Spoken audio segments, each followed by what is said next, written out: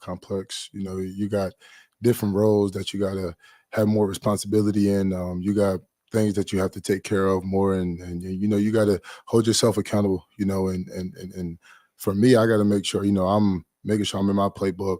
I'm knowing my calls. I'm knowing my checks. That I could give to myself, but not only myself, but the D line, the safeties. And just really just communicating with everybody. And I mean, at the end of the day, everybody just doing their job and executing. So we could get a 3 and out and get off the field.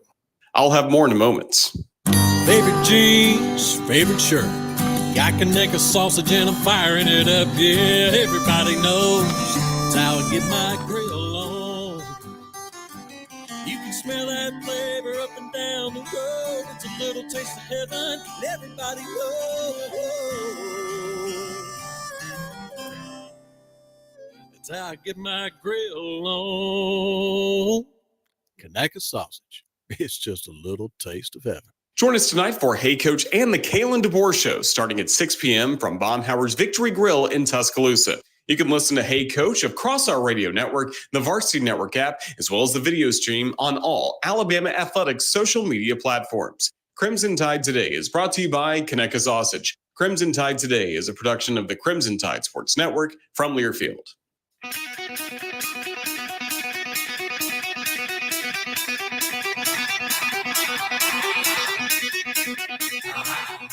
Welcome to Talkin' Ball with Scott Theisen and Drew DeArmond. Call into the Neighbors Wealth Management Hotline now, 256-576-4977. That's 256-576-4977. Now, here's Scott and Drew. There you go. Welcome in. We're back. We're live. We're brand new. It is Talking Ball, 97.7 ESPN, The Zone. Scott Theisen, Drew DeArmond, happy Wednesday morning, everyone. Safe travels into work, into school, wherever you may be headed on this Wednesday. If it's Wednesday, it's the start of the show. It can only mean one thing and one thing only. Ladies and gentlemen, it's time to bring in our seventh grader prognosticator, a.k.a. Grady the Greek, as he is finishing getting ready for school. About ready to and he's healthy school. now. About ready to head to seventh grade there. And Grady's kind enough to join us. Grady, welcome in, bud. Morning. How you doing, man?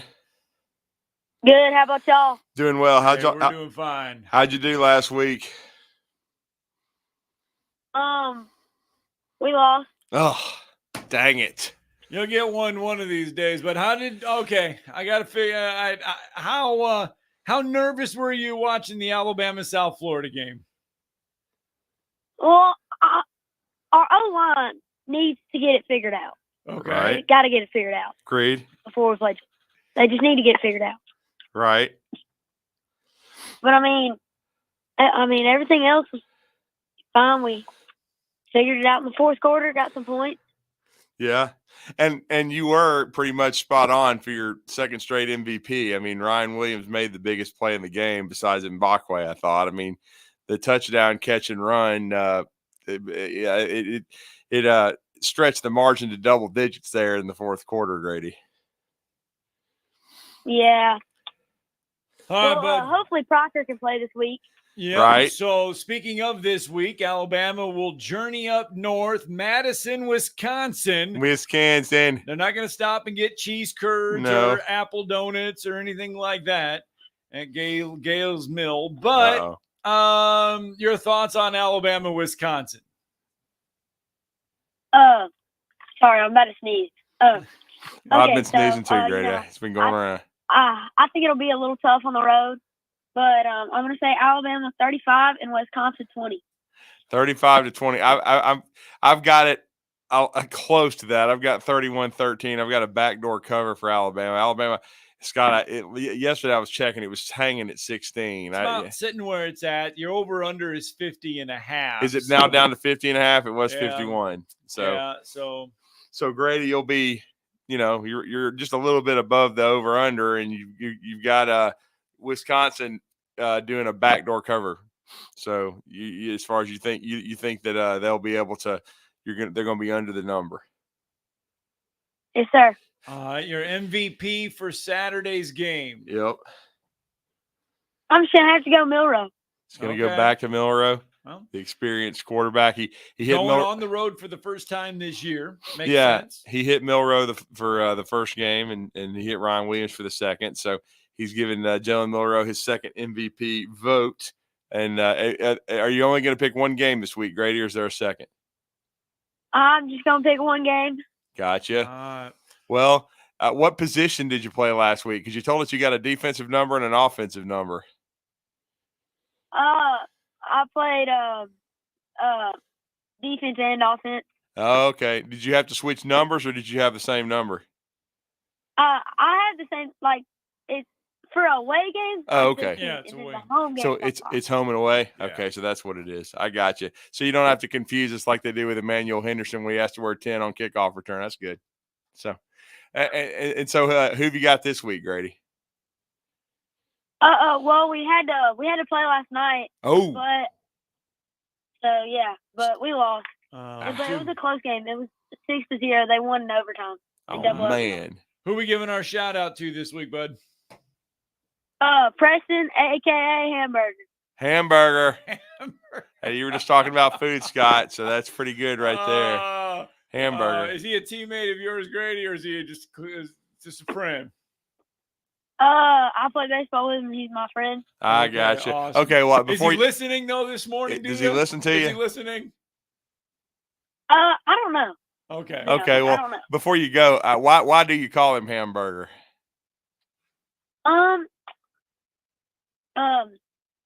Coach Royer says that because he's a little chubby. Oh, okay.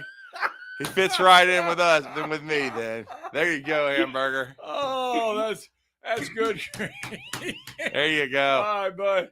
35-20, Milrow MVP. Grady, Yep. well, he likes Wisconsin to cover, so That's interesting. Though. by about a point. Thanks for the phone call. Enjoy. Have a your good day at of school, Grady. Yep. You see y'all. All right, Grady the Greek to join Hamburger. us.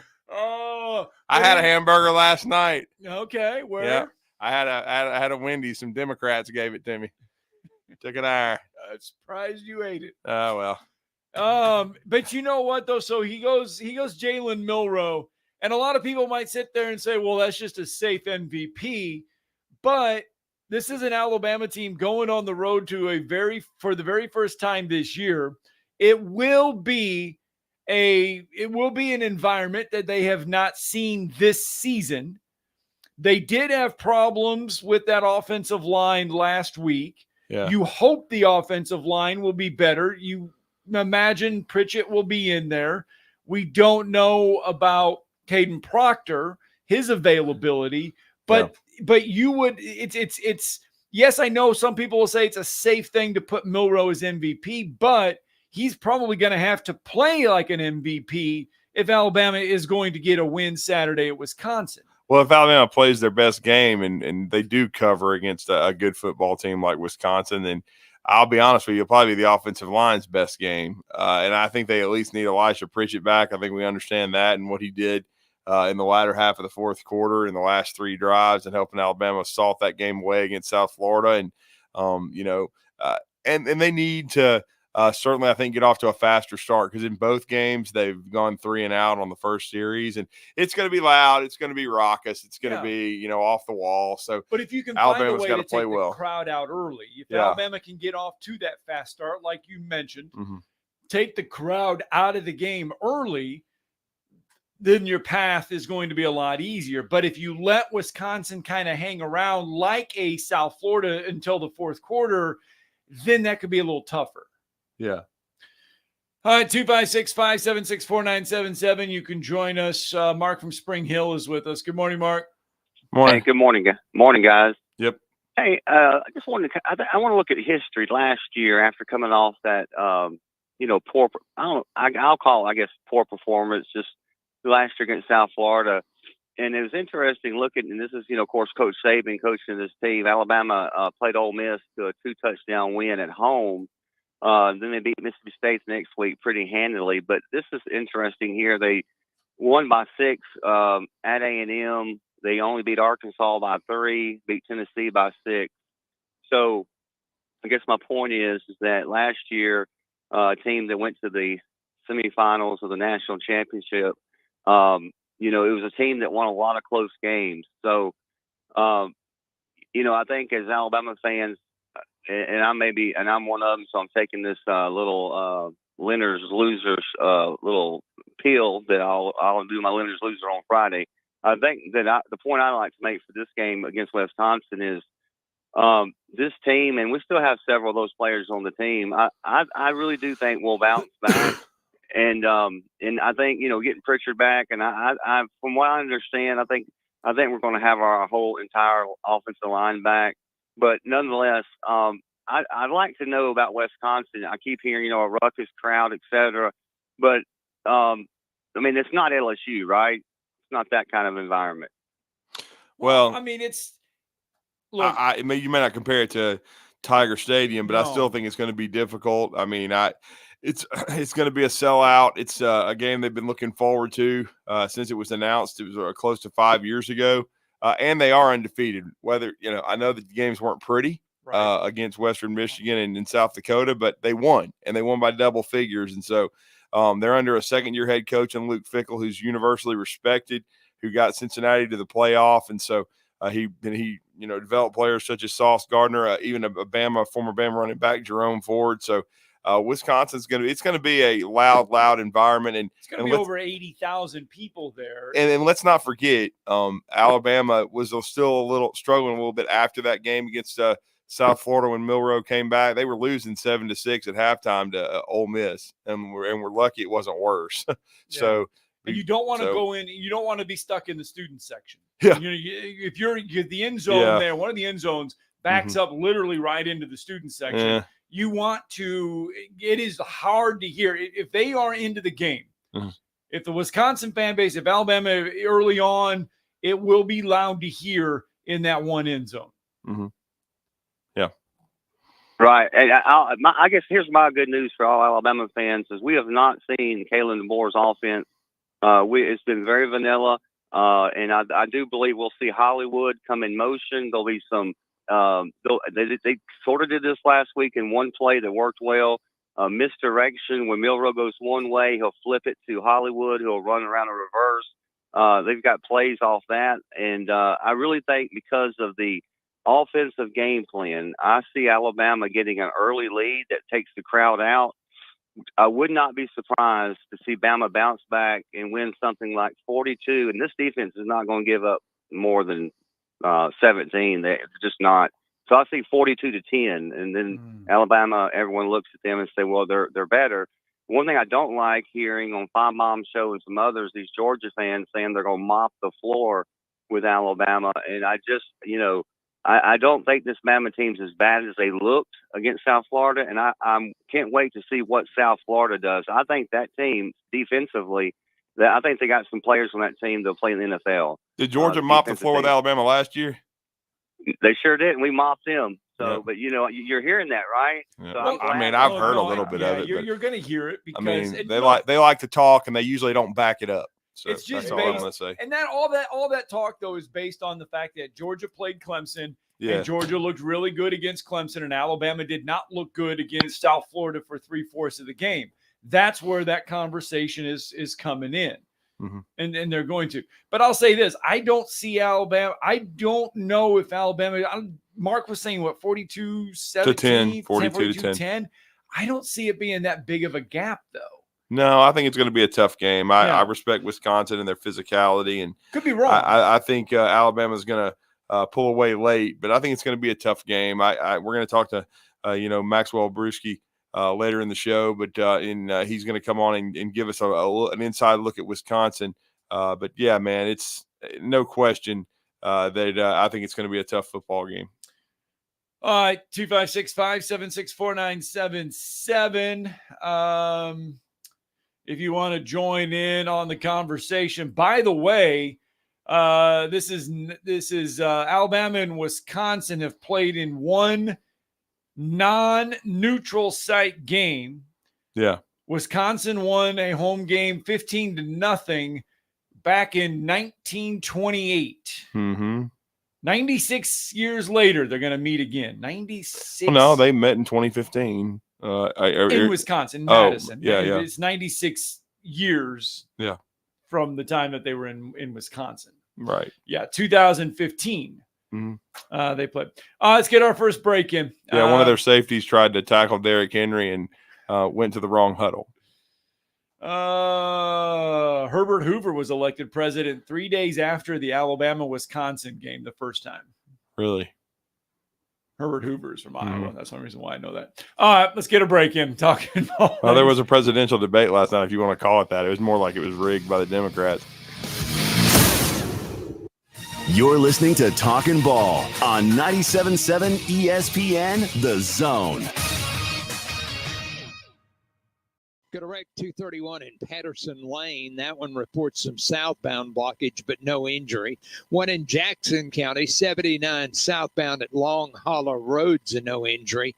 And we had Hemsey Page for Triana and Drake, but they canceled them on it. Got a working vehicle fire in Decatur Market Street at Wolverine 2. Apparently a vehicle on fire close to the building. No hose, no mask. You can ask Dr. Sandman, that's Dr. Sandlin, for the medically proven benefits of the Somnodent for sleep apnea and for snoring. Dr. Sandlin, 350-CARE. Captain Neck in the Valley Skywatch Traffic Center. The company is Eagle Masonry and Insulation, but did you know they're also Eagle Landscaping and Dirt Work? Eagle can take care of all your landscaping needs, including irrigation, sod work, and planting, both plants and trees. On the dirt work side, Eagle can grade and build your pads, haul dirt in or out, and even do erosion control. Philip Love and his team can do it all for you. The website is the same, insulatewitheagle.com, as is the phone number, 256-755-1556. Give them a call and see what Eagle can do for you. Eagle saves you time. Eagle saves you money. Hi, my name is Dan Aldridge. I'm here to let you know about the Aldridge Law Firm and the soon-to-be-announced Legal Town Center. I've been practicing law in Alabama since 1984, and I also practice in Tennessee. And I'm from North Alabama, and I'm here to represent you and take care of your legal needs. For many of us, hiring an attorney is not high on the priority list and maybe a little scary, but it's something that we all need at some point. So by all means, do your homework. And if you need representation for car accident, wrongful death, medical malpractice, nursing home abuse, or estate planning, or any other matter, just give us a call at 256-534-3188. And you can email me at Dan, that is Dan at danaldridgelaw.com. Dan at danaldridgelaw.com. God bless America. No representation is made that the quality of legal services to be performed is greater than the quality of legal services performed by other lawyers. At Mr. Sparky, we're America's on-time electrician. Flickering lights and hot switches can be annoying, but they can also signal a major problem, or worse, an electrical emergency. So play it safe and leave it to the experts at Mr. Sparky. Trust our team of professional, clean, and friendly electricians. We'll get it done right and get it done safely. You don't have to put up with any malarkey. Call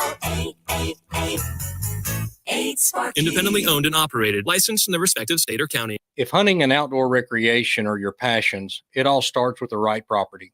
That's where I come in.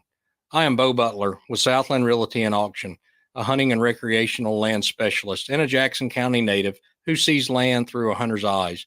Just as you trust your guide on a big game hunt, you can trust me to find the perfect property for you. Thinking of selling? Let me help you make your land attract buyers. Remember, Bo knows land. Call me at 256-609-0512. And now a man who knows what you ate for breakfast. Time now for the biggest thinker of them all. He knows it all. He is Drew DeArmond. Listen to Drew and Scott Tyson weekday mornings. It's Talkin' Ball on 97.7 ESPN, The Zone.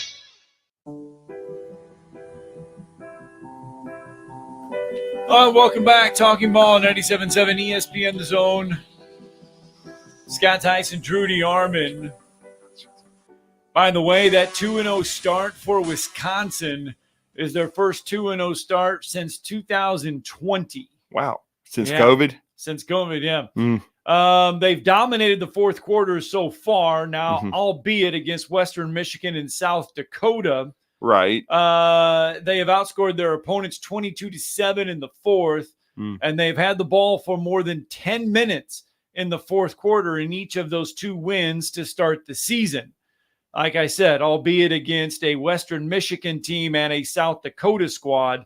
They won 28-14 against Western Michigan and 27-13 against South Dakota. But just like we thought with South Carolina and Furman, where they barely got by, and we were like, well, not feeling too much on the Gamecocks. South Carolina goes on the road and handles Kentucky. We don't know if Wisconsin has shown a lot in those first 2 games with Western Michigan and South Dakota. So can't read too much into the but you have to outcomes of respect those them games. Yes. because, I mean, again, just a few years ago, and it was actually during the COVID season, Scott, or whatever, that's when Alabama, and actually, I guess it was the year after. Let me apologize for that. But it was in 2021 is when Alabama faced, in the Cotton Bowl, faced Cincinnati. And it was a tough game. It was a 27-6 game. It wasn't pretty, but Alabama won that game over the Bearcats and went on to play in the national championship game against the best team in the world ever created, the Georgia Bulldogs. All right, so you ready for this one? This is interesting. Wisconsin and Ohio State, by the way, are the only 2 Big Ten programs to ever defeat a top 10 SEC team in a regular season game. With a win over Alabama on Saturday, Wisconsin would be the highest ranked regular season victory over an SEC team by a Big Ten program ever. Oh, wow. That's interesting. Yeah. Well, we certainly know Michigan didn't do it last week. No. It was a thud. No, Michigan did not do it. Still the champs, but, don't think we're going to see them in the playoff. No, I would not anticipate that one bit. All right, 256-576-4977. You can join us this morning. By the way, the SEC against Power 4 non-conference opponents this year is 5-6 so far. The ACC is 5-5. The Big Ten is 4-4. The Big 12 is 5-5. So if Alabama can grab a win over Wisconsin, they could push the mark to 6-6. Missouri will place Boston College. That is now a big game that would help the SEC out. And then the other one is Ole Miss and Wake Forest. And going down the schedule, that is it. Let's go out to the phone lines. Brandon is with us. Good morning, Brandon. Speaking of trying cheese curds, there he is. Oh, yeah. I'm going to be up there trying some. Yeah. I just got to give a little hat tip, almost like a half a bow. SEC shorts. That was a good one. I mean, that was pretty. Connor Stallions next to Ken. Pretty good. I mean, that was fantastic. Oh, that was. I mean, that they covered so much in that 5 minutes, though. I thought it was well done. They covered a lot of it, man. Oh God, that was like wreck your car material right there. And they had Connor Stallions. Then they had him into Central Michigan. Yeah. The only way they could have made it any better was if Colorado would have lost and they'd have put him in a Louis Vuitton body bag. Yeah. That would have been a little bit better, but that was fantastic. They have really done a good job with that last one. Somebody put a lot of thought into it. It was a little long. It wasn't kind of a short, but it was really good stuff. Well, Chris Lee, he'd love the George Jefferson, Vandy guy. Oh yeah, yes. They got that strut going. They're getting a little bit better with some of the stuff they're doing every week. And Scott was talking about the crowd up there. I figured that place to be a very, even at noon, heavily alcohol-induced place. Well, yeah, this is the first year. This is the first year that Camp Randall they're selling it? Is allowing, they allow beer sales within the stadium now. So this is the first season for it. So this will be the first real big test for it because, I mean, those first 2 games, I know they had crowds, but this will be the first big test of that. Well, and this is the first time an SEC school has been inside Camp Randall, if I understand correctly, since 1971. Yeah, LSU was the last team to visit there. Yeah, because Alabama lost to them, I guess, I don't know, in the 60s or something. It was like 15-0, and then they've won a game up there. So, 1928. Alabama lost 15. 1928, yeah. Mm-hmm. Scott came up with that. He's coming up with the tidbits today, man. It's not hard. No, I mean, good I'm stuff. just saying, you know these people are going to be fired up for this game. This is one of the first big regular season home games they've had in a while. And it's the Fox Big Noon Kickoff, because we talked about that, about how game day is going to watch LSU play South Carolina, which I think is very lackluster and is a very poor choice on their part. But I understand the whole Fox game day dynamic. They don't want to go to the same place twice in a row. To me, that's still no excuse for Josh Pate to go there and not go to the real game day game. That just to me tells me that these noon games, to an extent, depending on who they are, like the Texas-Michigan, people will see that, but most of these big games are not going to be noon. They're going to be at night. Right. And Scott, do you have any recommendations up there for food? Here we Have go. you know of any places up there that's fire? Not in Madison. It's been a little bit since I've actually been to Madison. But you can't, I mean, you do have to try the cheese curds or however you get them, because I mean, that's Wisconsin is a dairy capital. So, I mean, just try them wherever you can. Well, we will mourn for you that you couldn't make it, Scott. Maybe the next time around. But we're flying into Milwaukee. There you go. Because of having to change the flights at the last minute, it was a lot better, and we're just going to drive the hour and 15 minutes over there. I'm going to be stuck in this hurricane is looking like it's going to dump rain Friday and Saturday, and so I'm going to be at a cross country meet for colleges. We got 2 days. We'll push 4,300 runners through the course, and it's just going to be a soppy, muddy, wet mess. That does not sound like that is going to be much of a good time. It sounds about like as interesting as what I'm getting for a rental car. My son asked me yesterday, what are we getting for a rental car? And I told him, I said, I don't know. I clicked the mystery special for $20.99 a day. I said, I hope it'll run 60 miles an hour and has air conditioning. So well, you won't need air conditioning up there. You should be fine. 580 is what it says. Yeah. If it's 79, 80 degrees. So I'm hoping it'll be like it was in Seattle. It'll be very, very different. But very much looking forward to the game. Looking forward to going to – I've been to Alabama games, home games for on and off for the last 25 years. I want to go see some places we haven't been. So roll tide. You and your son Thanks, definitely have a good, safe trip and a good time. We're looking forward to that, and we're looking forward to getting your thoughts after you come back from Camp Randall. Thanks, Brandon. Milwaukee's fun. I mean, it's an interesting city. Madison is fun though. I mean, Madison is a good time. At one time, I believe Madison, Wisconsin was like 1 or 2 when it came to top party schools in the country. I remember reading some of those lists. Yeah. Yes. They know how to have a good time. So they'll be lathered up, man. Oh, they'll be lathered. Yeah. They'll be lathered. 256-576-4977. And we may be wet. This is not good. No, on Friday night, especially it's for high just school not football, looking good. Woo, it could be now they're saying just 60% chance of rain on Friday, 80% just 60 chance on 30. But it could be a little wet on Friday. Could be a little wet. Could be. All right, let's get a break in. I know it's only 7:27. Let's get one in. When we come back, we will we'll check in. We got some college football conversations to get through. Plus your phone calls, 256-576-4977.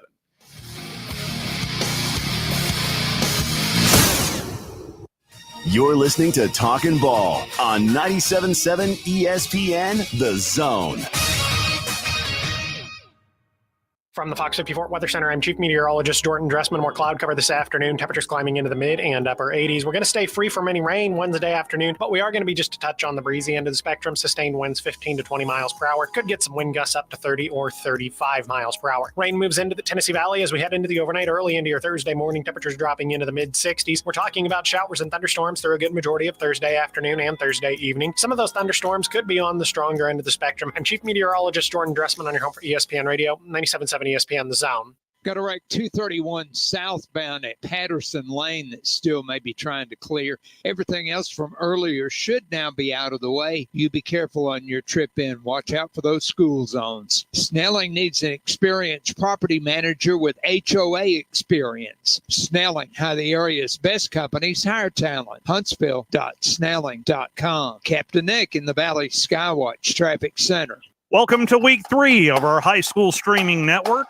Over the airwaves will be the Cotton Classic. It is Buckhorn and Hazel Green. Zone 3 features Randolph at Westminster Christian. Incidentally, that's Zone 3 and Zone 5. Zone 4 features the Sparkman Senators taking on the Albertville Aggies. Zone 6 is our game of the week, featuring the Grissom Tigers taking on the Bob Jones Patriots. Talk Radio 2 features the Huntsville Crimson Panthers at James Clements. Are you tired of power outages disrupting your life? It's time for a Generac standby generator from Current Electrical. Storms may rage outside, but inside your family's powered up. So why choose Current Electrical for your generator needs? 1, we offer a wide range of models to suit every budgeted energy requirement. 2, our project managers handle every step of the process: power, gas, permitting, and inspections. 3, our certified technicians install your generator with precision, ensuring peace of mind. Don't wait for the next blackout. Call 256-880-1880 or visit us online at jetsuperstore.com. Situated downtown on Clinton Avenue, you'll find the Church Street family's take on delicious seafood and more. Sea Salt. At Sea Salt, the food speaks for itself. Fresh oysters, shrimp and lobster, and non-seafood fare. Plus a large selection of wines, regional and local beers on tap, and a full bar. Catch the downtown vibe with Sea Salt's unique outdoor city street and patio seating with a view of Jesse Andrews' mural, bringing an underwater world to life. No reservations necessary. Sea Salt, 114 Clinton Avenue. Normally, when you call a roofing company, all you hear is, you need a new roof. Not when you call Fleming Roofing and Restoration. Since 1965, the folks at Fleming have been focused on what you need, whether it's an easy repair or a full roof replacement, commercial or residential. And when it comes to storm damage, you want Fleming on your side. They know all the ins and outs of insurance claims and will guide you through the entire process. Log on FlemingHSV.com and book your free estimate today. Fleming Roofing and Restoration. We show up. Tom Luganville here for my friends at Woody Anderson Ford. Bobby White and his team take great pride in their service department, and you can see it the moment you walk into those beautiful new service lanes. And just like a championship team, they all work together to make sure your experience is second to none, whether you drive a Ford or not. Also, check out the gold certified pre-owned inventory at Woody Anderson Ford for great deals every day. Stop by and see them at Jordan and Sparkman or at Woody Anderson of Madison on Hughes Road, or visit WoodyAndersonFord.com. Follow the Tide right here. Hi, this is Chris Stewart of the Crimson Tide Sports Network. Your home of all things Bama is 97.7 ESPN The Zone. Roll Tide. All right, welcome back. Talking Ball, 97.7 ESPN The Zone. Scott Tyson, Drew DeArmond, and we were talking, and Brandon brought up, hey, College Game Day is going to Columbia, South Carolina for LSU and South Carolina this week. LSU is a hurting unit. Remember, they don't have John Emery at running back. They've lost some members along the offensive line. Yep. And a lot of people going into that Kentucky game were thinking Kentucky was going to win that one. South Carolina comes out, and Shane Beamer had some pointed things to say after that game, saying, hey, look, no one gave us a chance. Nobody thought we were going to come up here and win. Everybody was piling on us saying, hey, we're not very good, all this other stuff. Now Shane Beamer saying the opposite thing going into this one. Is back on us, but we've we talked this morning that one of the keys for us this Saturday is we got to handle success the right way and handle some of the, I don't want to say distractions, but there's a lot going on this week that we didn't have to deal with last week. or that we didn't get to deal with last week. It's a positive. We need to get used to it, but we need to make sure that, one, we're handling distractions the right way. And we also have to handle success the right way and realize that, the bandwagon, if you will, is getting full in a lot of ways, and understanding that there's people that are on that bandwagon right now that may jump right off the next time that things don't go well. And really our guys understanding that the key for us is just continuing to just work and continue to get better. And that's what we've talked to our players about. Just keep working, keep getting better. We know there's a lot of things from that Kentucky game that we have to clean up, as good as the score was and how good that score was. And it was. We played really, really well. But we also know that, we played with great effort and physicality and toughness, and that didn't just happen. We prepared last week to go play like we did on Saturday, and that's going to be the key for us, is not get caught up in being in the national spotlight and the hoopla and having Ryan McGee right next door interviewing players and myself for ESPN right now, but instead just worrying about what we can control and go get better and get back to work, which is what we did on Sunday night. Handling success. Well, they got to. I mean, and I'll say this: if they beat LSU, I've got to listen to T-Bob. Because this will be an epic meltdown of this will be worse than the Southern Cal performance, because it would be 2 losses and one would be a conference. And one would be in conference, and pretty much LSU season would almost be down the drain. So if they can't win this one, and Brian Kelly's seat would I was just going to warm ask you up what real quick. I think LSU is going to come out and play and win this game. Right. I just think they're more talented than South Carolina. Of course, I thought South Carolina was going to lose to Kentucky, and Kentucky just decided to show up like they'd had a bunch of bourbon, and didn't play very well. But LSU gave up. LSU let Nichols rush. Oh, for I know. 150 yards. I know that Nichols moved the ball and was impressive. So that's what kind of worries you a little bit here. LSU still got some issues on defense, even though I think they're improved. And South Carolina played really well, on both sides of the ball last week, and they were able to run the football. So, so we will see. No question about it. I think this is a dangerous game for LSU, especially considering it's at South Carolina. It'll be a raucous crowd, especially they don't get game day a lot. They hadn't had game day in a while. So this will be, a special week for them. Let's go out to the phone lines. David is with us this morning. Good morning, David. Morning. Hey, good morning. Scott, I believe you said that South Carolina played Furman. Didn't they play Old Dominion? Oh, my bad. Old Dominion. You're right. Yeah, it was. My apologies. I didn't catch that, but yeah, they did play Old Dominion. It was 23-19. The Gamecocks won the game. Yeah. Mm-hmm. Yeah, I think Ole Miss played Furman. You're right. Yeah, Ole Miss beat Furman like by 70 plus. Yep. Yeah. Hey, Drew. Okay, this Jefferson guy that plays for Alabama. Justin Jefferson. Yep. I understand he's a JUCO transfer. Mm-hmm. Right. Correct. He was on like I read where he was in 20 plays at 20 snaps and he made 10 tackles. Yeah, is that because he was that good, or is that because they were picking on him? No, I mean he's a good player. He can really run. He's as fast as any linebacker they have, and he's been a good fit for this new system. He played mostly special teams and as a backup a year ago, so this is his second year at the program. But I think he's one of those that the new scheme, the new coaching staff that came in has really helped him out, and he's among their top 3 inside linebackers. Now he'll be suspended due to the stupidity of this rule for the first half of the game against Wisconsin. He will not be able to play until the third quarter. But yes, Justin Jefferson, I think he can absolutely play. He's not very tall. He's only about 5'11", but he can really, really run, David. Yep. All right. That's all I had. Thanks, guys. Thank you. Thanks. Richard is with us. Good morning, Richard. Guys, you were talking about South Carolina. One thing is, Kentucky was in it. South Carolina's total offense was 250 yards. Yeah, this could be an ugly game. Yeah.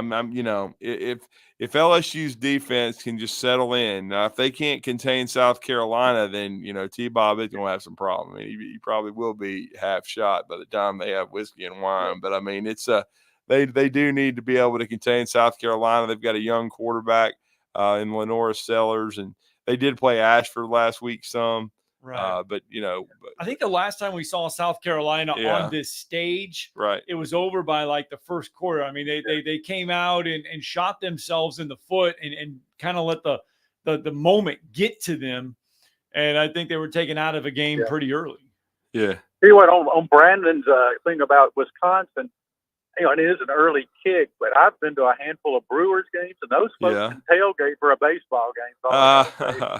I mean, they do a great job out in the parking lot, with the grills and drinking. And so, 11 o'clock may, put a little damper on it. But like I said, they get going for a baseball game. They do a good job at, like I said, for the Brewers. So I have a feeling they'll be, ready to roll, come Saturday, even an 11 o'clock kick.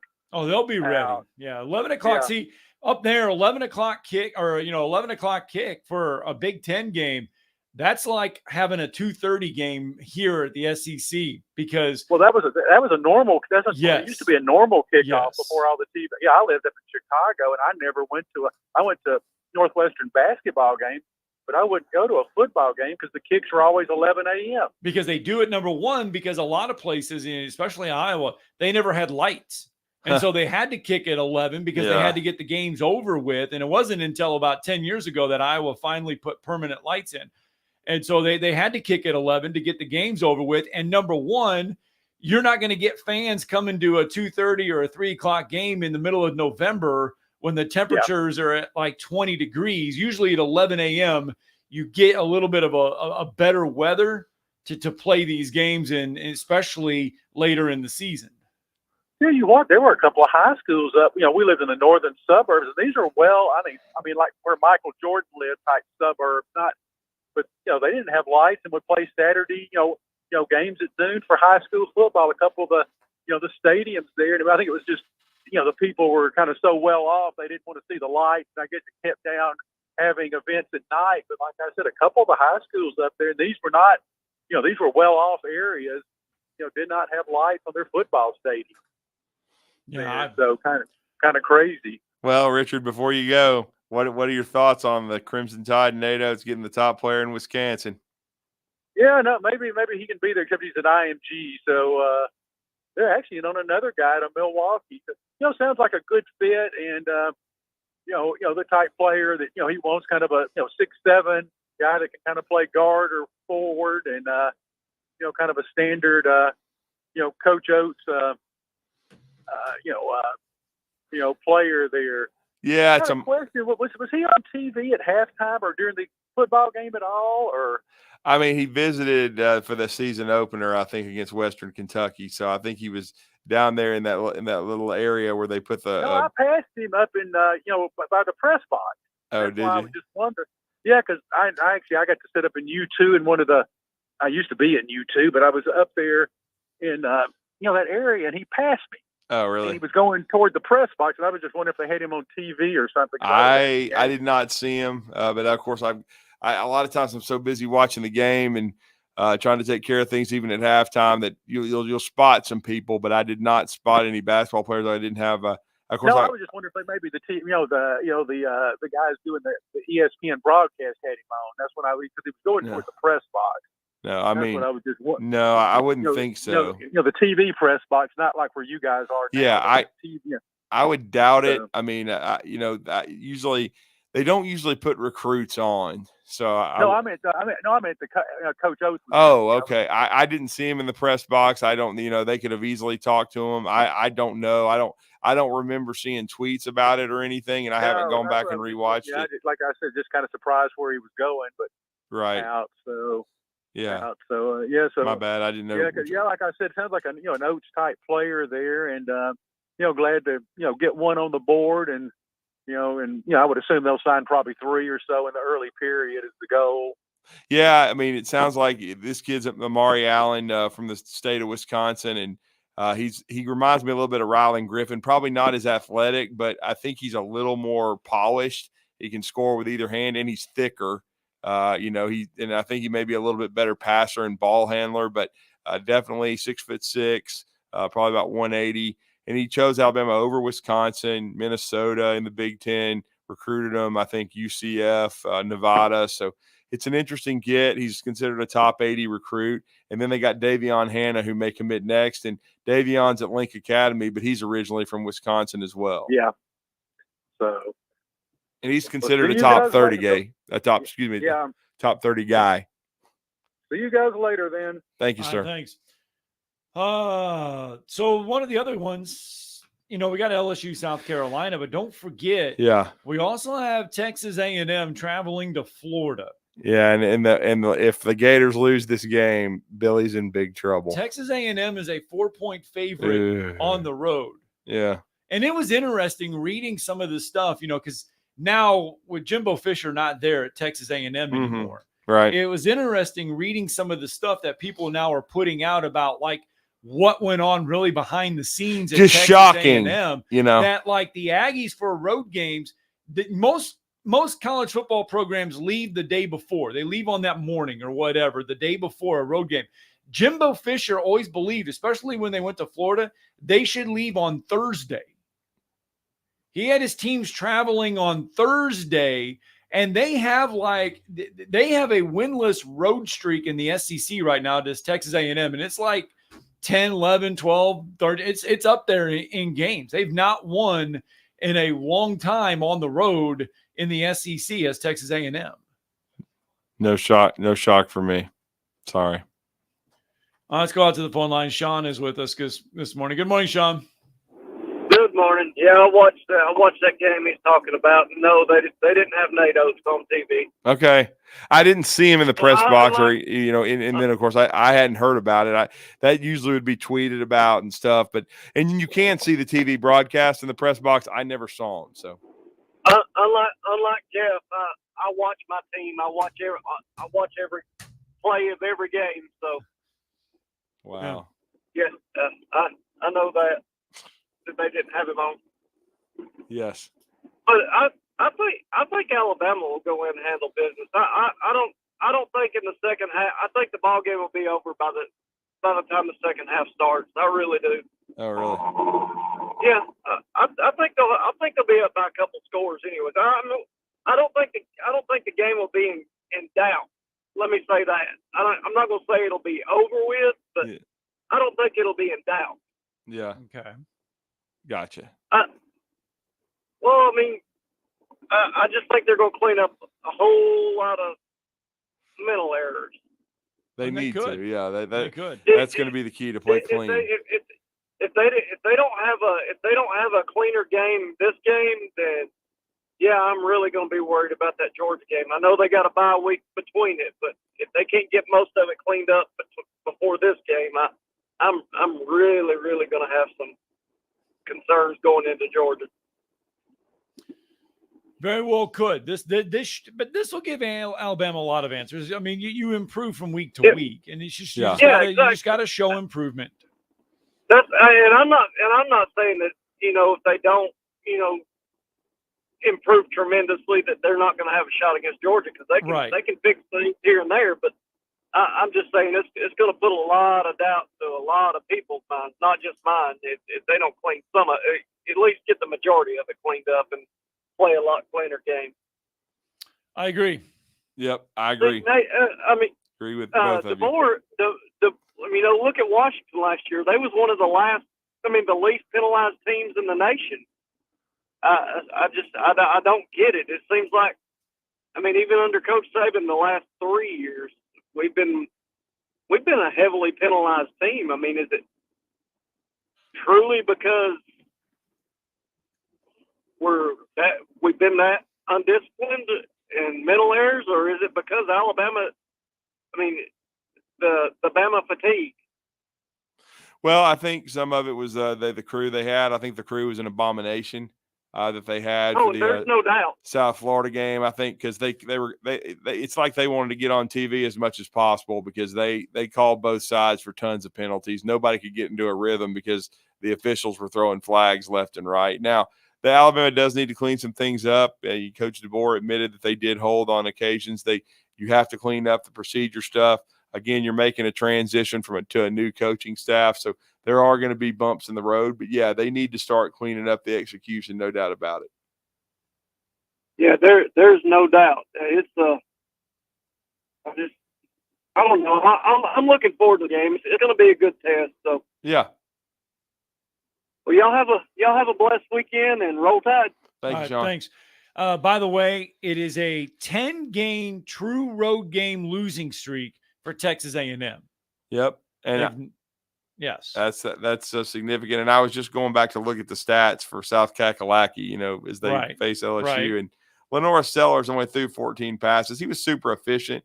He did turn it over once, but he was 10 of 14, 166, two touchdowns. Ashford was 1 of 1. He completed his only throw. But here's the thing: they ran 35 times for 79 yards. Now I think sack yardage is accumulated with that, but they did not run the football well against Kentucky. So this is going to be really interesting. But like you said, Nichols ran the football decently against LSU.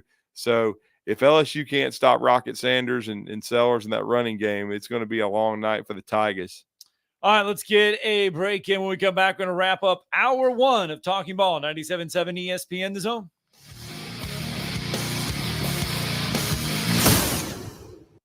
You're listening to Talkin' Ball on 97.7 ESPN The Zone.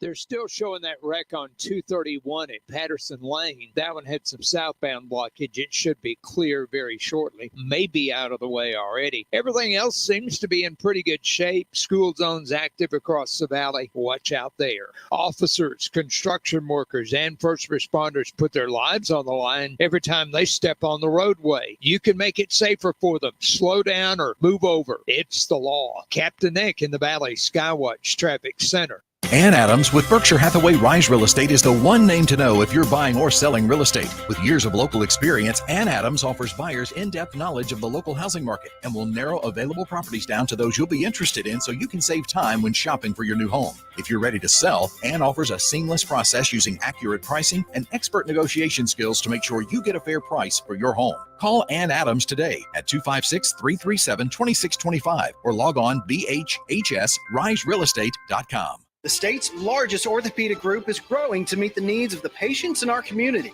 The Orthopedic Center has long been the most trusted name in orthopedics in North Alabama. So as our area continues on the fast track, so does the need for premier orthopedic care anywhere and anytime you need it. TOC is proud to announce the opening of our new locations in Albertville and Hampton Cove, along with the grand opening of our newest office in Decatur. These clinics will offer the same high-quality orthopedic care you have come to associate with TOC, with the convenience of being closer to home. As a patient, your time is your most precious asset, and we recognize that at TOC. That's why we are also proud to announce the opening of our urgent ortho clinics to handle those bumps and bruises that need prompt attention. These clinics are available to care for acute orthopedic injuries with no appointment necessary. With 38 physicians, 20 centers of excellence, and now more than a dozen locations to serve you, TOC will continue to be the name you turn to for the best orthopedic care at the right time. Visit our website at visittoc.com for more information. TOC, helping you live a better life. Are you tired of power outages disrupting your life?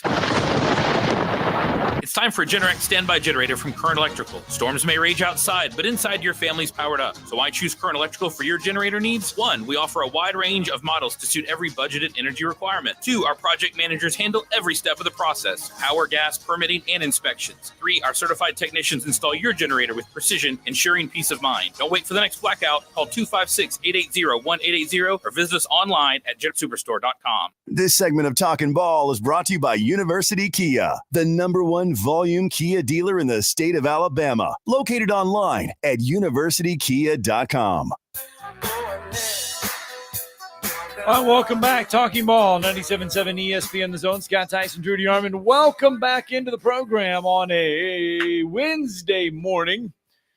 256-576-4977. That's how you can join us here on the show. I was trying to look something here. You mentioned, we talked about South Carolina and we talked about LSU, but Boston College in Missouri is another game coming up on Saturday. This Very is a interesting. ranked versus ranked opponent, number 6 B.O.B. versus number 24. Mm-hmm. Nate Knowles' performance on the Missouri offense has been huge. He was a 1,000-yard rusher from App State. Yeah, and with Coach Drink, man, Elijah Drinkwitz, he's never had trouble finding runners that fit his system. He's kind of like the Denver Broncos version. He just plugs somebody in, they keep rolling. But the offense explosion though for Missouri has been kind of off, so to speak, a little bit. They've not had a lot of explosive plays so far. Brady Cook has a good completion percentage. He hit on 47% of his 20-yard plus passes last season. This season, though, he has not gotten off to that great start. They have only hit 4 plays so far this year that have gained more than 20 yards. Everything that Missouri has been short plays. So you wonder if the explosive offense from Missouri will return this week against a Boston College team that we saw pretty much handle Florida State. Yeah, I mean, they no doubt, Boston College controlled their line of scrimmage. They controlled the tempo. This is going to be interesting. They're going to have to play keep away, I think, for Missouri again. The game plan is going to be the same, but I think the Mizzou team is more talented and much better than Florida State. And this will be a road trip for BC. And so, but they handled Florida State well. So this would be a huge win again for BOB and the Boston College Eagles. But I haven't. What's the spread on that? I've still got to like Mizzou in this game. Mizzou is a 17-point favorite. Are you shocked that Bill O'Brien has Boston College inside the top 25 after just 2 games? Not too much. I think he's a really good football coach. I know some, especially in the Tide Nation, didn't like him as offensive coordinator, but trust me, I've already got people wanting to fire Nick Sheridan after 2 games. So, it's always the coordinator's fault. They've beat Duquesne and Florida State to start the year. Yeah, overrated and then overmatched. But this will be another really big test though, because nobody thought they could win in Tallahassee, including myself. So we'll see how the Boston College Eagles do in this game. For Missouri though, you get past Boston College, and then it's a date with Vanderbilt, Texas A&M, and UMass. So there is not Missouri could be 6-0 after their first 6 games. And then it's Auburn, Alabama, Oklahoma, South Carolina, Mississippi State, and Arkansas to close it out. Mm-hmm. So that's why a lot of people, when we were in Dallas back in July, said, hey, look, Missouri could easily be that dark horse team in the SEC simply because of their schedule. Not because of how they are talented, but it's the schedule that sets up perfect for Missouri to get to Atlanta. Well, they still got to play Alabama, so and they got to play Auburn, and so it's still a difficult SEC schedule. But they're a good football team. They won 10+ games a year ago. They got a lot of people back. They've got Brady Cooper at quarterback, who's a really good player, and who came into his own a year ago. And so, and like you talked about their retooled running game that they refurbished in the portal, and they lost their DC to LSU, but they've still played good defense early, even though again, you would expect them to beat those 2 opponents and to handle business. So this will be an interesting matchup this week. All right, coming up here in just a little bit, speaking of interesting, Josh Pate will be joining the program, and we'll get a rundown of a lot of those college football games. The Alabama-Wisconsin game. And let me correct myself, Brady Cook. I do sometimes I said Cooper, but he was 28 to 36 for 228. He did throw a pick against Buffalo, but he's played at a very high level since last season. When you have a quarterback with experience, that's half the battle. You already kind of talked about Nate Noel in the running game, and he ended up with 73 yards, averaged over 6 yards per carry. Marcus Carroll had a nice game. They ran the football pretty well, ran for 255 yards, averaging 6 a tote. Again, that's against Buffalo. Right. But, Cook's only attempted 7 passes this season of more than 20 yards. And Luther Burden still hadn't got going. He only had 3 catches for 15 yards against Buffalo. So, this game. Expect them to air it out a little bit more. Well, I think they're going to have to try to Yeah. get the ball down the field vertically because, I mean, they've got some tough opponents coming up. And, Boston College could be one of them on Saturday in Columbia. All right, Josh Pate will help us fill in that game, fill in on the South Carolina LSU game, the Alabama-Wisconsin game, college football as a whole. He's good and he's smart. He's joining us next.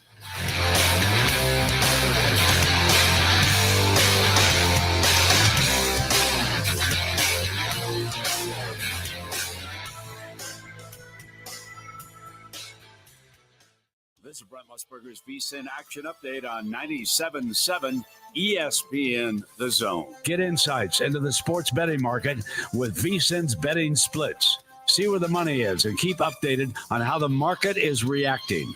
Only at VSIN.com. Now, here are the latest lines from my guys in the desert.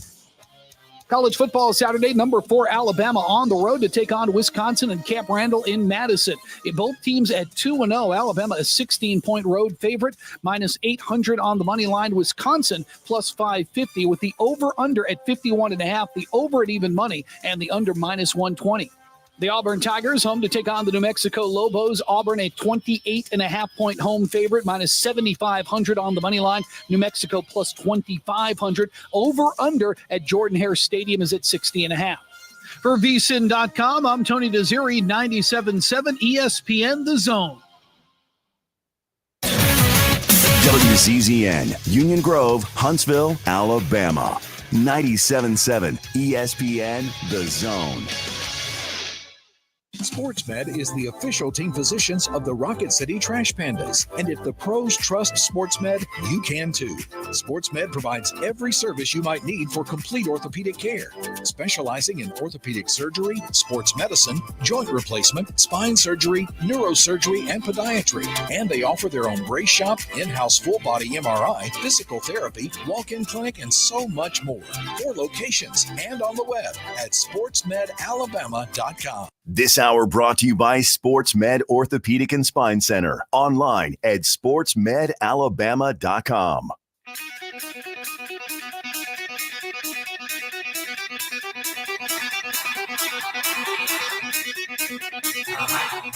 Welcome to Talkin' Ball with Scott Tyson and Drew DeArmond. Call into the Neighbors Wealth Management Hotline now, 256-576-4977. That's 256-576-4977. Now, here's Scott and Drew. It is indeed hour 2 of Talking Ball, 97.7 ESPN The Zone. Scott Tyson, Drew DeArmond, and thanks to SportsMed Orthopedic Surgery and Spine Center. They're dedicated to providing care that improves lives. 256-881-5151. As we say all the time, experience the SportsMed difference, the official training providers for the Rocket City Trash Pandas and the UAH Chargers, all of which you can hear right here on 97.7 ESPN The Zone and Talk Radio WZZN. A lot of college football games this week that man, you look at the schedule, and I love how the schedule just lines up time-wise. It's always so perfect. You get Alabama right at 11 a.m. against Wisconsin. That leads into an 11 a.m. game with LSU, South Carolina. 11:45, Boston College and Missouri. We're going to have a lot of answers by the time 2:30 hits about Saturday. We are. And one of our favorite guests is now with us. He has now been on his new Saturday tour, the Pate State Freight Tour. He's seen 2 maulings. First, it was in Gainesville. The Hurricanes mauled the Florida Gators. Last week, he was in the Big House for Texas mauling of Michigan.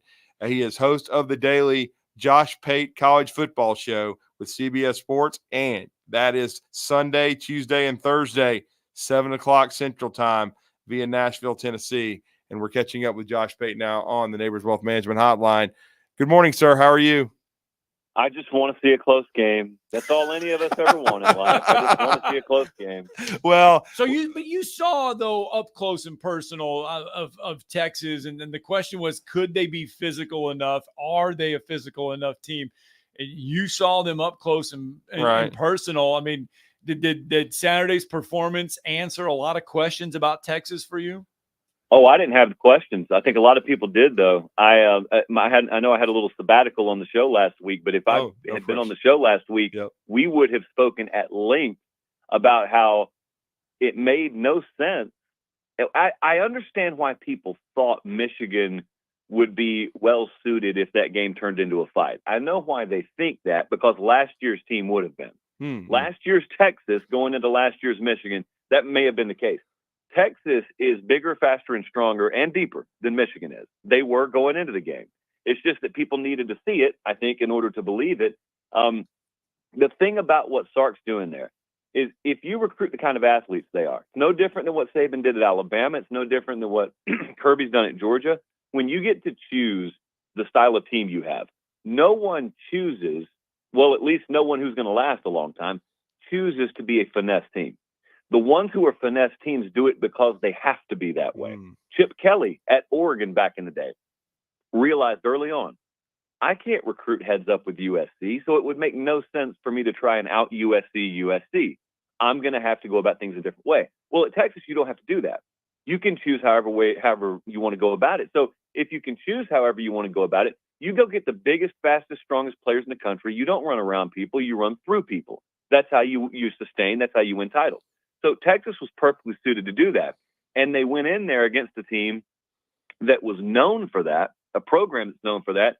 And I think they took great joy in not only being ready for it, they went and tried to start a fight. Like they went and wanted that style of game, because as much as Sark said in the post game, it wasn't about sending a message.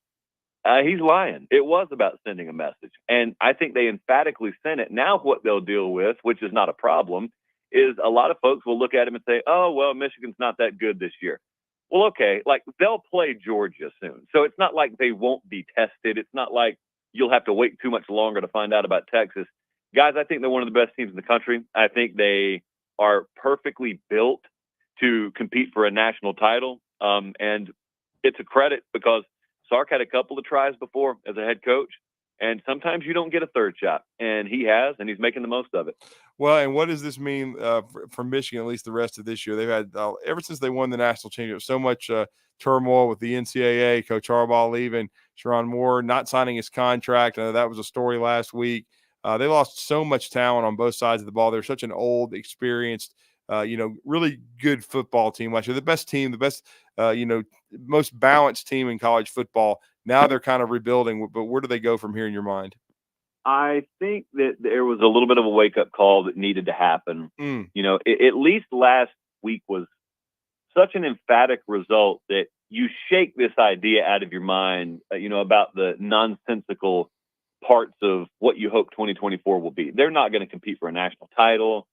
Who knows? They could still be some fringe playoff contender. I don't think so, but at least that could still be on the periphery. But in the broader scope of this, you got to understand, at places like Alabama and Georgia and Texas and Ohio State too, they fit this description.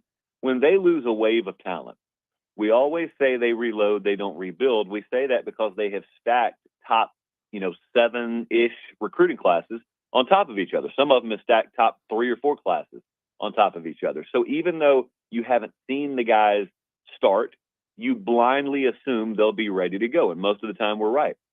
They can't do that at Michigan because they have not recruited at that level. They have recruited at a pretty good level. They've been, anywhere from 14 to 21, somewhere in that range. Well, you don't automatically plug guys like that in. They're still pretty good, but you don't blindly plug them in and say, hey, go beat Texas. That's not the way that works. And secondly, they have been unsettled at quarterback since spring. They thought Orji would take the job. He never did. They put that roster together for him to be the quarterback, thinking he'd end up winning the job, and he didn't. So they've got square peg round hole offensively. They are good defensively, but as Texas showed you, they're probably a little mystique around that defense, more so than just meat and potatoes right in front of your eyes, and they can be had there too. So I am interested now that we understand there is no more 2023 Michigan. How do they go about rebuilding that? I mean, are they an aggressive enough staff? Are they good enough to put together top 10 classes? What do they do to supplement through the portal? What happens with this whole NCAA thing surrounding the program? you gotta turn the page, basically. They do, and everyone else does. You got to turn the page. What happened last year has no bearing. They're not the defending national champ. That stuff means nothing. You got 2024's team, and that's what you got. Well, you want to see a good game.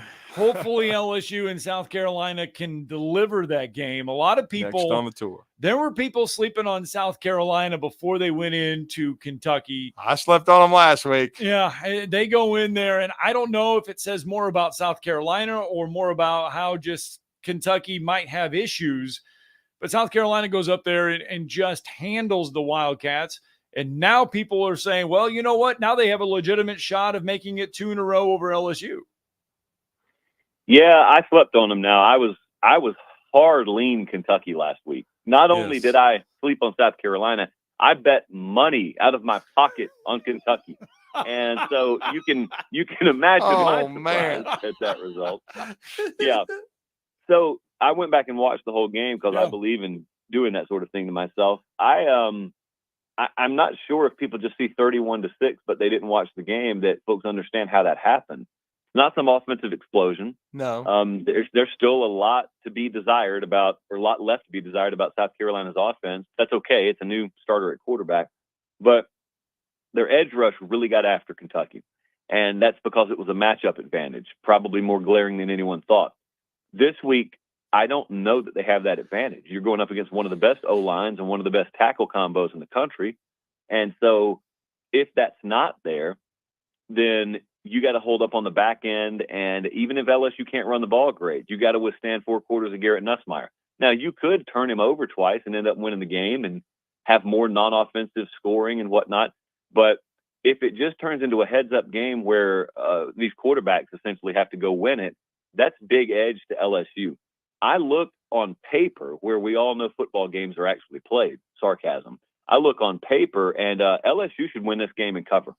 I think South Carolina's a little overly inflated from last week. However, I've seen LSU on the road enough, and I've seen Brian Kelly on the road enough to know that's a shaky operation on the road. Now, they're in desperation mode because they've already got a loss, but it's an early kickoff over there. Also, just a little FYI, you know I come with a good weather report every time. 80% chance of thunderstorms Saturday. Yeah. So make of that whatever you will. This is a very, very interesting game because there's a way that it could start that makes you look, it could be 7 minutes to go in the first quarter, and it's that kind of game where you go, I can't believe all this has already happened. Who could have seen this coming? This strikes me as the kind of game where we could find ourselves saying that. Well, and how big a game is this for Brian Kelly and LSU? Because they've had trouble in the season openers all 3 years. They win, but it wasn't impressive over Nichols either.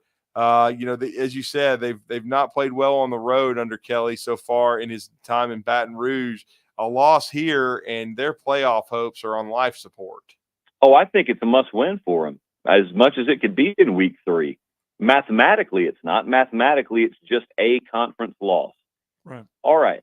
Well, that's true mathematically. However, if you lose to South Carolina, if you're not good enough to go in there and beat them, then not only do I assume you're going to lose to Ole Miss and Alabama, but also I start looking at games like at A&M or Oklahoma's on there or at Florida. If you can't win at South Carolina, why would I assume I solidly lean towards you in any of those? And so if they start off 1-2, there is a very slippery slope where you could see LSU going 6-6, 7-5 at best.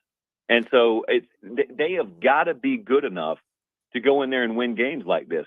You can counter it all you want to by saying, but Josh, that's a tough place to play. It's the SEC. They're all tough to go into. The good teams go in there and win anyway. That's what they've got to do. Josh, does that sour though the taste around Brian Kelly? Yeah, I mean, Josh, you know what you're doing to T-Bob right now. If they go 7-5 or 6-6, how much does that sour the fan base on Brian Kelly? Well, that's why I said they had to win, because that's really what I'm alluding to. Look, as much and as ardently as people defend a coach, you guys have seen this. It's a tale as old as time. You defend a coach. The harder you defend a coach, the more vengeance you want against him when he makes you look stupid. And so if they start off 1-2 and this season goes off the rails, the same ones that defended that coach and put their chest into it they then come for that coach. That's a very, very quick pendulum swing there. Yeah, we've seen it with Billy Napier in Florida. And speaking of that, you saw Cam Ward. I was wondering how he would look at, I know he was in the Pac-12 a year ago, but how's he going to, take with the Hurricanes? How's he going to fit in? How are they going to look against Florida? This is a huge game for Florida coming up against Texas A&M for Billy Napier's future, because you saw that mauling, the Hurricanes just destroying the Gators in the opening week for the Pate State Freight Tour. Yeah, there was a gap during that game. It was pitched as back and forth, 2-point spread, anyone could win, and there was a pretty glaring mismatch gap in that game. So then you come into this week, and I think that's possibly the most unpredictable game on the board, A&M at Florida. I think that this whole quarterback thing, with Mertz getting concussed and now he's cleared protocol, he's back, but Lagway ran all over Samford, which the three of us would also do. So magically he's now the best guy for the job down there. And Napier has said, well, we'll play them both. All right.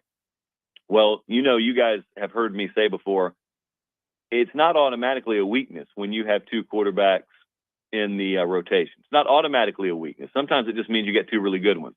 I don't know that this is one of those cases. It may really mean a bad thing right now for them.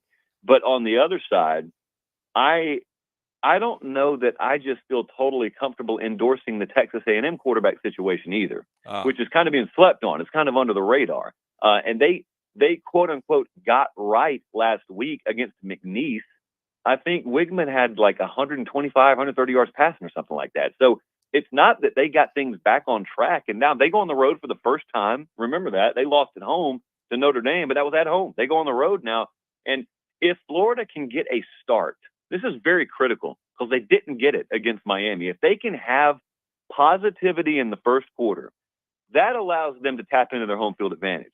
They had no home field advantage. I remember being on the field for that game in week one and thinking to myself, I can't believe that this is the Swamp in week one. There was never a time where it came close to affecting the game because Miami took the lead so early. Yeah. And so if A&M does that, it could be another long day for them. But if they can get the early lead, you don't know what A&M is on the road, and at home they haven't been great. So by no means is this some insurmountable task for Florida. Frankly, I think they're going to find a way to win the game. They're a 4.5-point dog. I think they're going to find a way to win the game at home. Well, I did look at the stats from this past weekend. Imagine having up over 500 yards of offense and still finding a way to lose the game. That was Arkansas at Oklahoma State. They found an offensive solution there, but what happened to the Hogs?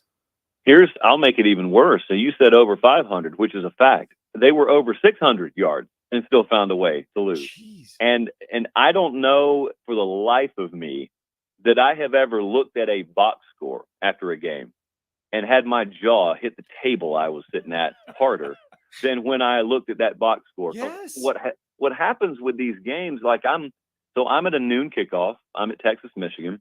So all I have to go on is what my phone says and what the scoreboard in the stadium says. So I see Arkansas get the early lead. I go up the tunnel at halftime. I check it out. Good for Sam Pittman. They'll get a good road win here. And then I start watching that updated score in the third and fourth quarter, and I see what happened, and they go to overtime, and they lose in overtime. And I'm like, what could it possibly happen here? Did a bomb go off? What happened? And I go and I look, and the box score looks the same as it did at halftime, just extrapolated. And I had to go watch the game. I watched the replay on the flight home that night because I had to see for myself how it was even possible. All credit to Oklahoma State, and the credit is, no one can give you something if you don't reach out your hands and take it. So Arkansas gave them a game, and to Oklahoma State's credit, they reached out their hands and they took it. And that's about what they did to win the game. It's a shame. It's a shame because Arkansas showed a lot of fight and a lot of promise, and they've got a loss to show for it. And that's ahead of still a brutal SEC schedule coming up. So I don't know. At least the offense looked good. I guess we could say at least that happened. Well, my final question, and we even have a listener asking, we were going to ask you about this road trip for Alabama to Wisconsin, the first road game for Kalen DeBoer. The listener wanted to know why the Pate State Freight is not going to Wisconsin and yet going to South Carolina. Because Alabama's going to run all over Wisconsin, and I thought it was going to be another blowout, and so I'm not going up there. There we go. They should be able to run the ball virtually at will, and Wisconsin will have to dedicate for a heavier box, and they will be able to hit them over the top. And I don't think the game's in doubt in the fourth quarter. There we go. There's the pick from, and then he also asked about the Ramen Noodle Express. I don't know. That's kind of over my head here. No, it's just best bets of the week. We do those later in the week, so I would tune into the show. I do this thing on Friday nights on the Instagram channel on the live. Okay. Where I'm in the hotel room, and it's just talk with me and the audience. Management doesn't even know I do it. They'd probably shut it down if they did.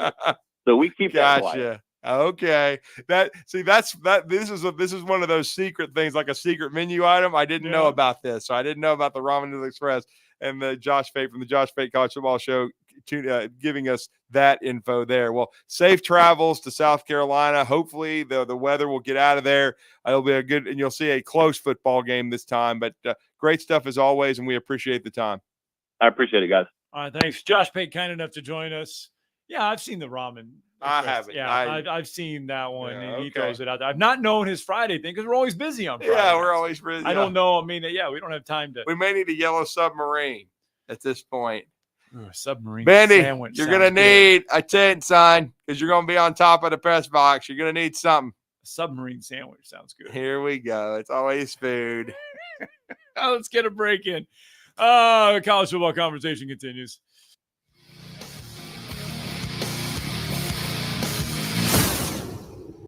You're listening to Talkin' Ball on 97.7 ESPN, The Zone.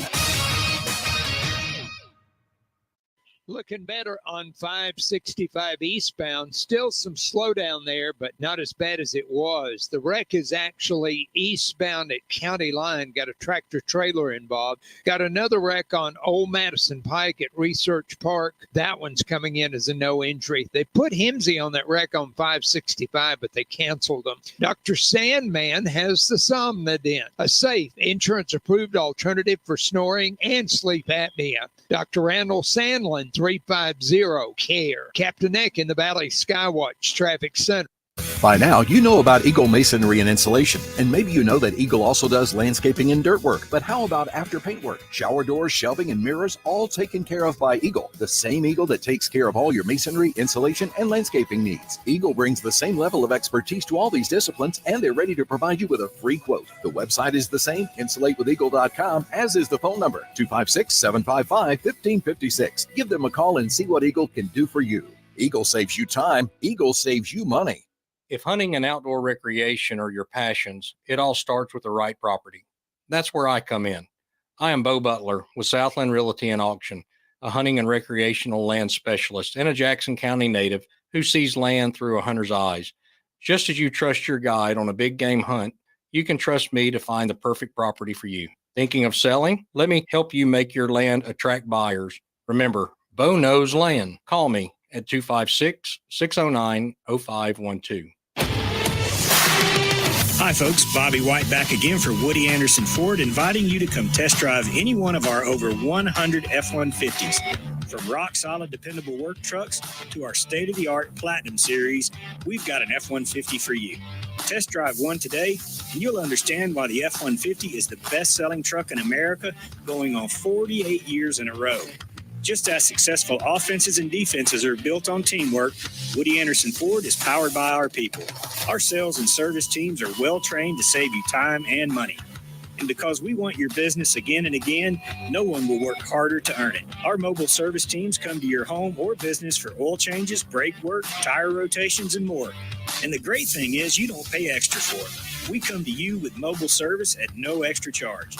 Proud to be local, family-owned, and at your service for over 62 years. Woody Anderson Ford, Alabama's F-150 Superstore. SportsMed is the official team physicians of the Rocket City Trash Pandas. And if the pros trust SportsMed, you can too. SportsMed provides every service you might need for complete orthopedic care, specializing in orthopedic surgery, sports medicine, joint replacement, spine surgery, neurosurgery, and podiatry. And they offer their own brace shop, in-house full-body MRI, physical therapy, walk-in clinic, and so much more. 4 locations and on the web at sportsmedalabama.com. Listen to the Bama Recap Show, presented by Lawler's Barbecue. The tackle, Williams, 2 catches, 2 touchdowns, 2 electric early on 97.7 ESPN The Zone.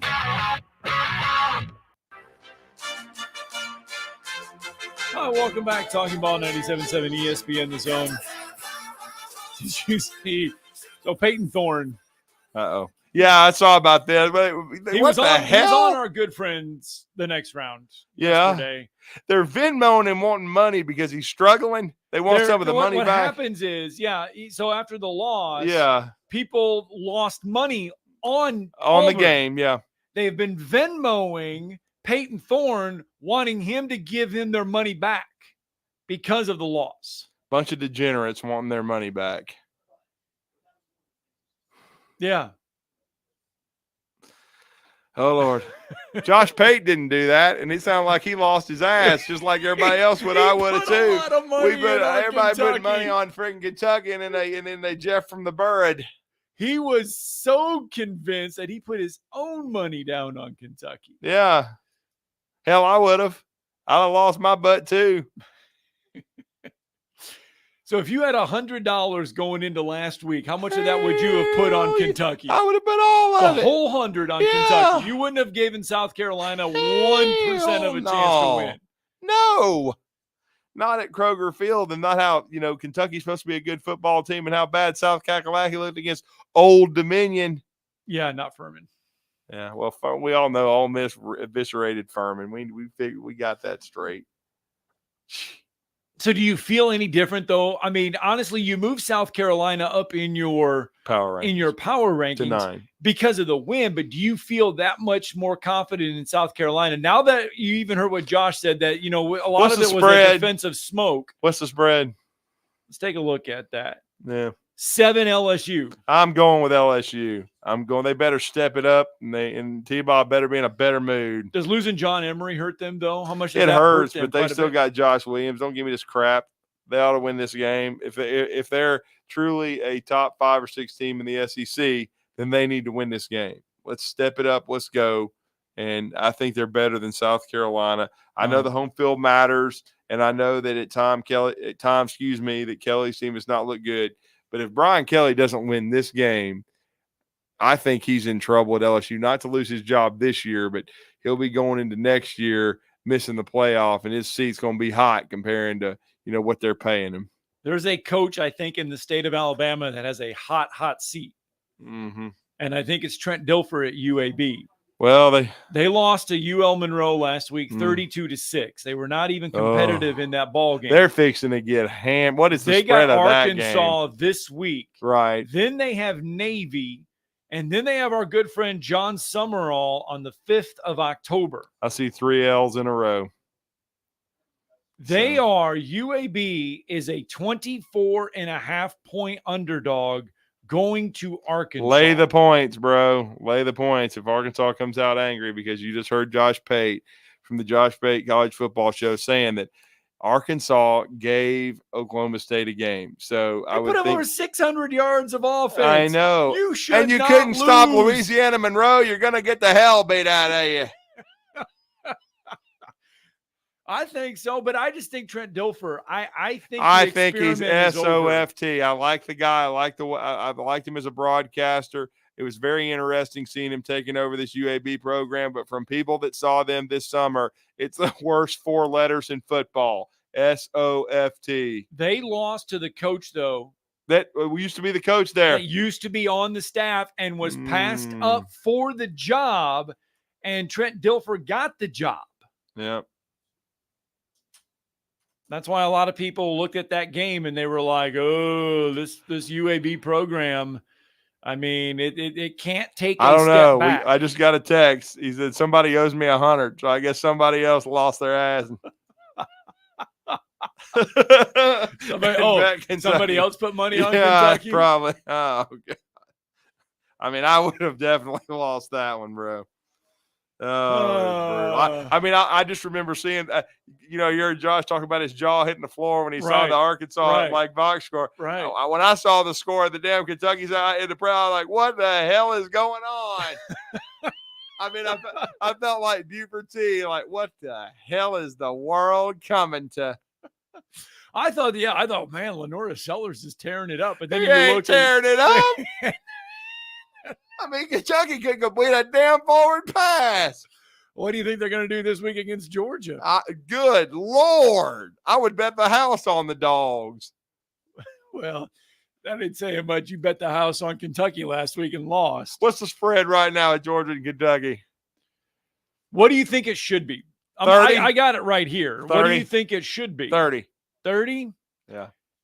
24. Well, 45 and a half, you're over under. Okay, I'm betting 45. I'm 45 to 10 Dogs. I think I think Georgia covers this one easily. Yeah. I like the Dogs here. I see 28-29 cover. I think they win it by 28 or 29. We'll see. I mean, because Georgia started off slow against a good Clemson defense, but came around in the second half. And I think they will. I think they've found their rhythm, and I think they will just pound the ball too. I think they will just beat on Kentucky physically, just beat them. Let's get a break in. Alabama going to travel to Wisconsin, take on the Badgers. Maxwell Brusky, Buck Around podcast coming up next. Badgers hoping not to jump around on Saturday. See? Jump around. jump around. Get a break in.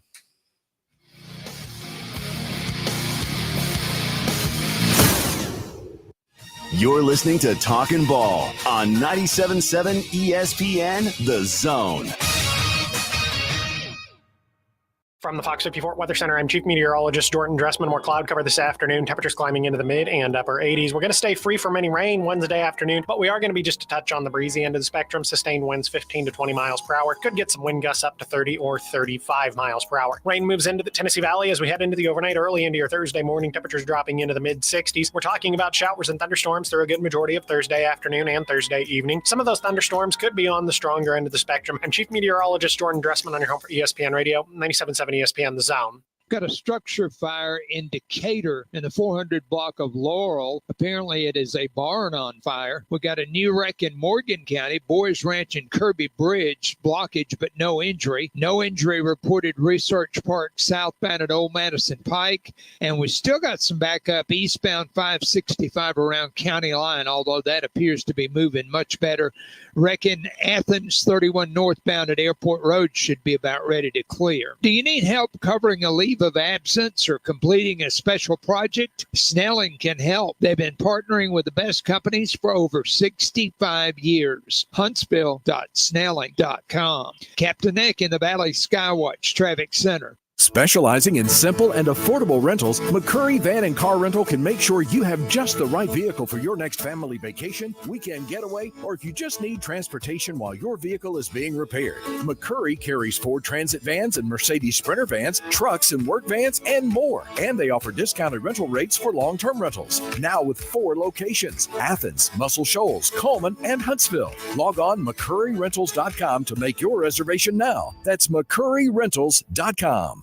Ann Adams with Berkshire Hathaway Rise Real Estate is the one name to know if you're buying or selling real estate. With years of local experience, Ann Adams offers buyers in-depth knowledge of the local housing market and will narrow available properties down to those you'll be interested in so you can save time when shopping for your new home. If you're ready to sell, Ann offers a seamless process using accurate pricing and expert negotiation skills to make sure you get a fair price for your home. Call Ann Adams today at 256-337-2625 or log on bhhsriserealestate.com.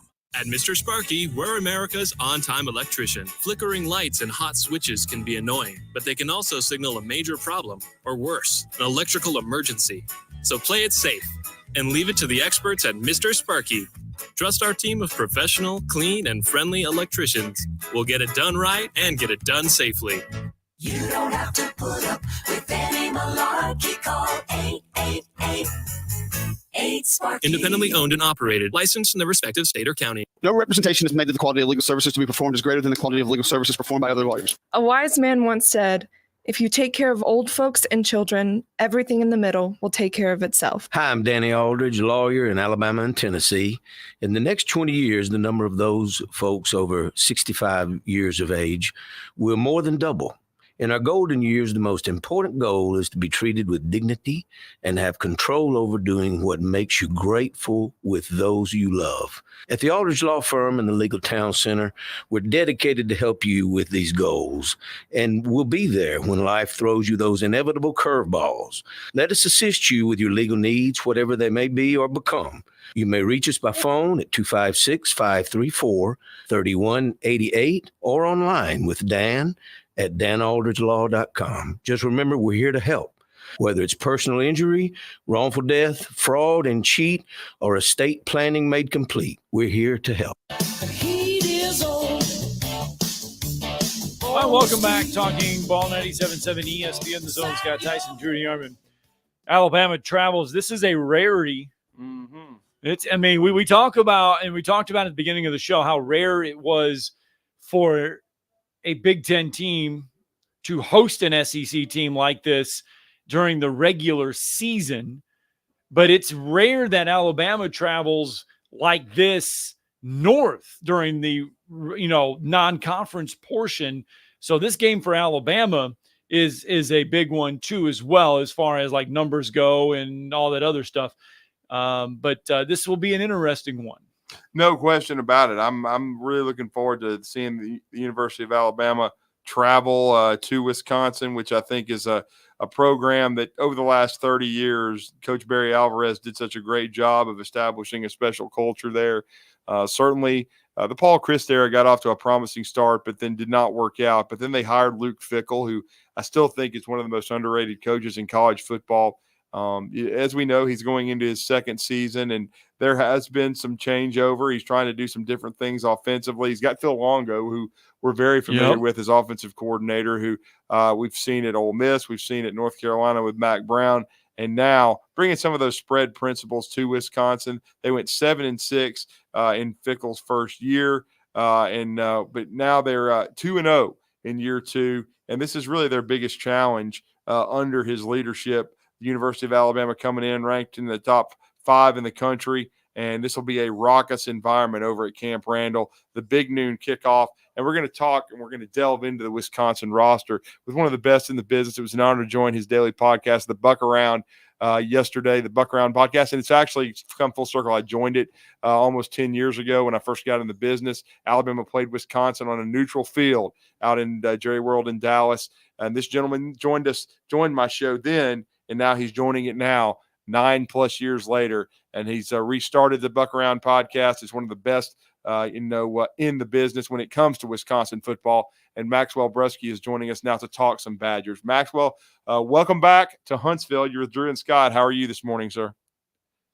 Thank you, gentlemen. Thanks for having me on. And the first thing I'm going to say is for Scott, jump around's going to happen no matter what. There we go. Kind of that old thing about, may not win the game, but we're not going to lose the party. No, I did. Scott was already talking about the party. Earlier in the show, at one time, Wisconsin was voted the #1 party school in all of America. Yeah, and Max, let me just tell you this before your thought. Scott and I were not together when you joined the show 9 years ago, and Scott is a Big Ten guy. He graduated from Iowa. I graduated from Northern Iowa, but he's an Iowa guy. He grew up really close to the Iowa campus. Yeah. He's an Iowa fan. You can go through my Twitter account. He went to Northern. And see some things about Iowa. And my son is a sophomore there currently. So, you can pile it on because I am on the ship that what I think we need some fresh air. I'll just say that we need fresh air. When they complete forward passes, he blows me up, man. Yeah. Well, for this one anyway, Drew, you started off talking about Fickell and had the jump around. I think one of the things that kind of encapsulates it so far is that game one against Western Michigan for Friday nights on prime time. You got Tim Brando on the call. La. It's a lot of hype going into that first game for the, second year of the Fickle era. And the jump around occurred, 30 seconds after Western Michigan took the lead, 14-13 after executing a fake field goal. So that's kind of a capsule shot so far. So tell us about this Wisconsin team. I mean, we looked at it. I mean, we just see the scores, 28-14, 27-13, South Dakota, Western Michigan. But what do you think Luke Fickell's learned about this team after 2 games? Well, that's interesting. There was a lot of talk last year or this offseason between last year and this year, and kind of like there were a lot of roster pieces that they might have overappraised, or they might have, some square. You get roster churn anyway, but a lot of the consensus was like, I don't know if they had the right guys, and I think they kind of misappraised them a little bit. I don't know if I think that process seems to be occurring like almost in real time, like a little bit quicker. You look at those scores, the scores are solid. Their opposition is that you should be 3-4 touchdowns, right? And you look at the numbers, like the numbers on offense, they're not terrible. Numbers on defense aren't terrible. Like the numbers, I was talking about this on the podcast the other day. It's like you look at the numbers in a vacuum, they look totally fine. And it almost looks like, especially on offense, it looks like Chris is still there. I mean, you against Western Michigan, they had drives of 16 plays, 2 of them, which hadn't been done since, 2017 or something like that. 2 drives of 14 plays, and then they did pretty much the same thing against South Dakota. So it really is a lot, especially on the offensive side of the ball. Seems to be working with what you got. You think Longo, you think air raid. Everybody's excited for the dairy raid. And you saw that in the first quarter against South Carolina, and you saw it in Tampa against LSU in the bowl game. But other than that, you just haven't seen it yet. And it's got this kind of ball control looking offense with 14 play drives. So I don't know. I don't know if they realize that maybe we don't have the guys. And I don't know if they're waiting to turn Tyler Van Dyke loose on the Tide defense. I mean, I don't know why you'd hold anything back. But that's kind of the way I see it, is I think they're still kind of working some stuff out with talent that they are still trying to figure out what looks like when the bullets fly. And Max, what about the running back room? This has been a program that's been they've been the fabric has always been producing running back. So Ron Dane won the Heisman. Monty Ball was amazing. They've had so many great backs come out of there. Jonathan Taylor, who's the running game built around now? Sure. Well, going back to that, Melvin Gordon is still my favorite one. Oh yeah, Melvin. Well, how can I? Of course, Melvin He's my Gordon. Favorite one from the 262 where I'm from. So the running back room's been it's a lot to talk about there. So they didn't run the ball that effectively last year. They had Ches Malusi, who's a transfer from Clemson, who had season-ending injuries 3 years in a row. And last 3 years they had Braylon Allen, who now plays for the Jets, and you hear about him. And even on Monday Night Football, he got some carries. And this kid's still 20. He's just a physical freak, and kind of the guy in that mold of the Jonathan Taylors. This next guy. They don't necessarily have that person right now. So it's right around. Ches Malusi is the number 1 guy, and he's. He's good, but it looks like he's lost a little burst. He had like an 80-yard touchdown run against Buffalo opening game last season. I don't know if it doesn't look quite like that. He's doing, okay on short yardage. And then they have this number 2 guy, kind of 1A, 1B is Tyree Walker, who is a transfer from Oklahoma. And he was okay. He was kind of stuck in the depth chart at Oklahoma, and he's kind of a bowling ball type, and he got the first carry of the season. So he was the first guy to come out. And he left the game, or he kind of got gimpy as the game went on in Western Michigan. He did not play against South Dakota. Status for Alabama is TBD, but he's kind of a bowling ball type, but with some burst, maybe a guy you might think of as more of a typical looking Wisconsin running back. So the guy that stepped up is redshirt sophomore Katie Akamelli. I think Brando said it. He's like, that's a throwback name. And he came into the program as potential safety, wide receiver, running back, kind of an all athlete type, right? And he's actually been he averaged 9 yards per carry on, I think, 10 totes versus South Dakota. And it was comparable. He's got a little burst, and then just to kind of finish it up, kind of the exciting part is they've got 2 freshmen and 2 that are, 4-star caliber, Dylan Jones from Maryland and Darian Dupree from Chicago. And the plan was to get them in, in pop-up duty kind of thing against Western Michigan. And Fickle admitted, it's kind of like, well, the game didn't lend itself to that, but they did get in in the fourth quarter. Both of them did. I think maybe 12 carries between them. That could be exciting. They've got the look and they've got the burst, but they're freshmen. So that's kind of it's an interesting thing where people are really excited to see what they can do. But that's kind of where the running back room stands right now. You mentioned Tyler Van Dyke. He comes over from Miami. He's only thrown 1 touchdown pass so far this season. Now, he's not turned the ball over, though, either. He hasn't thrown an interception, but he hasn't piled up the yards. You mentioned kind of letting him loose. Do you think then Wisconsin kind of uses the air game a little bit more this weekend? I think they've got to try.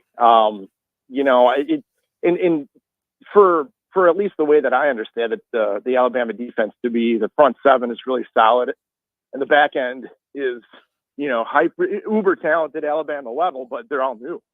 So it would be a good chance to test that. He's got a couple guys he can throw to. Will Pauling's the guy, number 6, slot receiver, second team All Big Ten last year. That's probably the biggest star they have. They got a guy on the outside, Bryson Green, number 9, who Oklahoma State transfer. And then other than that, they got a couple other players to kind of see who can get some separation. But the way they've with Tyler Van Dyke so far, except for that first quarter against South Dakota, he hasn't turned it loose. He threw, I think it was one pass over 20 yards against Western Michigan. And then it was 4 in that first quarter against South Dakota. Other than that, it's been very conservative. It's just been this kind of dink and dunk, and he's been effective. But I think everybody knows over his career, he's got a big arm. I mean, he can make throws. And there's been a couple NFL-level throws that he's made, a couple bad decisions. So I don't know if they're just being conservative with him, or I don't know. That part of it's hard to figure out. And I mean, I guess if you're going to let it out, I mean, now's the time. And I got to say, I think you guys would agree. I mean, if Wisconsin has a chance, he has to be like the focal point. He has to have the best game he's had since he was a freshman, probably. Yeah, we're talking to Maxwell Bresky, and we're previewing Wisconsin hosting Alabama. And then, of course, defensively, Mike Tressel, Michigan State guy, that knows Fickle well. He's come over, and he came over last year to be the DC inside linebackers coach. But then, interestingly, Alabama hires Colin Hitzler, who had a history with Kane Womack, away from Wisconsin, who's the safeties coach, and he's replaced by a very familiar name, Scott, Alex Grinch, former defensive coordinator at USC and Washington State, and he's now co-DC and safeties coach. Talk about how the defense has played for the Badgers so far. Well, I go back to that personnel thing. So that was kind of last year. Tressel wants to do this, a lot of 3-3-5, this dollar package. And they have a guy, Hunter Wohler. He's All-American, back end safety, best player. They've got a guy who can do that, but I don't think the rest of them ever fit in that. And you look at games last year, they had Northwestern ran down Camp Randall in like game 8. I think they had 180 yards rushing by halftime. Something's got to be fixed. They had going into this year, you kind of think it might be a little bit better, but I think they have a lot of the same issues, and they're doing a lot of stuff that with Tressel with 2 down linemen. And that part of it has been marginally effective. You haven't seen the pass rush benefits on it, although they haven't played, quarterbacks with receivers that can really, really stress them in the passing game. But on the rushing side, there was a drive that South Dakota had coming out of halftime that had 4 rushes for 80 yards and a touchdown. Like ding, ding, ding, ding, ding. And kind of our what the heck is Alabama going to do? So they still have some personnel issues, and then up front they have D linemen that are okay, and they lost their best guy, James Thompson, for the season with a shoulder injury 2 days before the Western Michigan game. And it was a position that was already down in terms of how is this going to work out? They've got a couple transfers, but one of them's FCS, who's done all right. They've only gotten 2 sacks so far. But it's really, I think you guys, this is another one for you. Max's rule of football is, defensive lines win championships, right? And that's where Wisconsin had always been really, really solid. A couple of years ago, they had Keanu Benton, All-American, plays for the Steelers, but they haven't had a guy like that. And then with the linebackers, last year they had preseason All-American who had several games as a captain where he didn't even play, inexplicably. So they're still trying to work it out. They got a bunch of transfers in, 3 of them that are all starting in the rotation at linebacker. But you haven't seen a lot of the the big plays or the turnovers or the pass rush so far yet. So it's an interesting. I don't know. It'll be interesting to see when the weight class steps up here how those linebackers are going to do. And then one more thing is that there's the guy who has the green helmet, the green dot thing, Jake Chaney, who's been in the program for a long time. He's going to start suspended. He had a targeting call. Against South Dakota. So they're spending the first half without him, and his replacement, speaking of Alex Grinch, is Tackett Curtis, middle linebacker, started 8 games at USC last year. I think he's from New Orleans, if I'm not mistaken. So you're going to see a lot of him. And kind of when he came in last week, there was like, oh, okay, I think this is what we're looking for. There's a lot of speed, a lot of burst, a lot of hype. So that'll be interesting to see. Historically, this is just the 4th top 10 non-conference matchup at home for Wisconsin. What does it mean to bring Alabama in? Oh, I can't even tell you. This thing was set up five years ago, and that was Alvarez had apparently worked magic with the with the Alabama athletic department. Yeah, you guys were talking beforehand. I think the last time that there was that Penn State series, I think back in like 2010, 2011, or whatever that was. That was the last time Alabama did this. So there hasn't been an SEC team playing in Camp Randall. I don't know when the last time was, certainly not in my lifetime or my recent memory. Anyway, I think Alabama played in Camp Randall. I think it was 1928. Yeah, we found that this morning. Yeah, missed that one. Yeah. Oh my God. Yeah, I mean, it is going to be so cool. And I mean, that it's been marked on the calendar, obviously, but I mean, just to have a home and home like that, with an Alabama or any SEC team, but the Crimson freaking Tide. I mean, it's a big deal. And now they got beer and I just hope that this is a time when they can change it. That's the first time this year. You guys are lucky. Oh, is the first game? First time in my lifetime. That was so. Yeah, they opened up some premium seating in the south end zone where you could, we have alcohol and all that kind of stuff. But in the bowl, like the rest of the stadium, they haven't served beer there in my lifetime. Oh, here we go. The Western Michigan game. They're probably going to run out, man. At the right time. Yeah, it's going to be great. Well, it's one of the best podcasts. If you want to learn about Wisconsin football, please check it out. It's called the Buck Around Podcast. It's daily with Richard Branch and our guest Maxwell Brusky, and it was an honor to be on there with you, Max, yesterday. I hope everybody enjoys the game. I'm certainly looking forward to the Crimson Tide taking the road to Camp Randall. It's going to be one of the best football games of the weekend, one of the best environments, definitely. It's going to be electric. Luke Fickell rebuilding this program. But we really thank you, man, and let everybody know once again how to connect with you guys. You got it. No, thanks for having me. And it's going to, as Coach Chris used to say, it's a real opportunity for this team. So you can find me. It's Maxwell Brusky, 2 L's at Maxwell Brusky on Twitter, BRUSKY. And then at Buck Around, and I think it's at Buck Around. I should know that a little bit better. But if you put in Buck Around into the Twitter, you'll find it. Twitter search, you'll find it. Yeah. So just the Wisconsin helmet with the headphones, man, and you found it. Yes, you got it. That's right. Yes. Thank you, sir. So Appreciate much. it. Thanks, guys. Talk to you later. Let's get our final break in. First game with beer. Oh my God. You're listening to Talkin' Ball on 97.7 ESPN The Zone. Got a wreck on the ramp coming off University to Research Park. No injury reported. I think there's 3 vehicles in that one. One in Morgan County, Boys Ranch Road and Kirby Bridge is a no injury. Got one on Research Park southbound at Old Madison Pike, and it looks like they cleared the one on 565 eastbound at County Line. Dr. Sandman has the Somnodent, a safe, insurance-approved alternative for snoring and sleep apnea. Dr. Randall Sandlin, 350-CARE.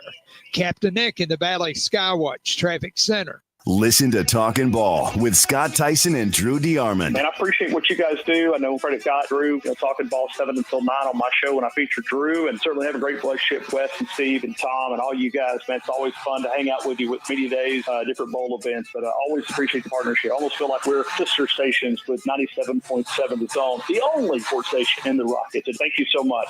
Every weekday morning, wake up with Scott and Drew. It's Talkin' Ball on 97.7 The Zone. When you call most roofing companies, all you'll hear is, you need a new roof. Not when you call Fleming. At Fleming Roofing and Restoration, we're focused on your needs, whether it's an easy repair or a full roof replacement. Folks around here have trusted Fleming since 1965 for all their residential and commercial roofing needs. And as the area's storm damage experts, Fleming knows all the ins and outs of the insurance claims process. Log on FlemingHSV.com to schedule your free estimate today. Fleming Roofing and Restoration. We show up. Tom Luganbill here for my friends at Woody Anderson Ford. Bobby White and his team take great pride in their service department, and you can see it the moment you walk into those beautiful new service lanes. And just like a championship team, they all work together to make sure your experience is second to none, whether you drive a Ford or not. Also, check out the gold certified pre-owned inventory at Woody Anderson Ford for great deals every day. Stop by and see them at Jordan and Sparkman or at Woody Anderson of Madison on Hughes Road, or visit WoodyAndersonFord.com. You need a lawyer and pick up the phone. I'm attorney Gary Lackey. When you call for a lawyer, where does that phone ring? My phone rings in my office. I'm attorney Justin Lackey. My phone rings in my office too. So does mine. I'm attorney Jennifer Lackey. And when you've been hurt and need help, we're the ones who take your call. The Lackey Law Firm. The Lackey Law Family. 1-800-4-RIGHTS. Your representation is made that the quality of the legal services to be performed is greater than the quality of legal services performed by other lawyers.